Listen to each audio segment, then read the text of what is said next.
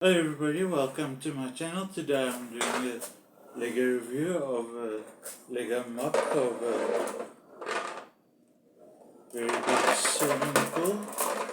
And as you can see, I have 4 ENCHANTIMALS in the swimming pool.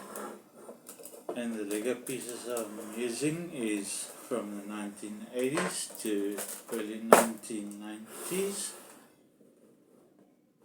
It's the Lego Classic from that time period. And the base plates I'm using is the sand base plate set 10699 from 2015 to 2025. As you can see, this is a beautiful swimming pool and it would make a nice addition to your Lego city.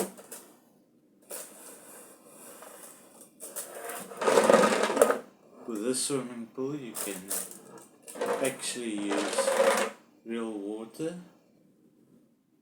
Thank you for watching this video. Please don't forget to like and subscribe to my channel, and please leave a comment in the comment box below, and please share the links to my videos if toy companies want to contact me for future sponsorships.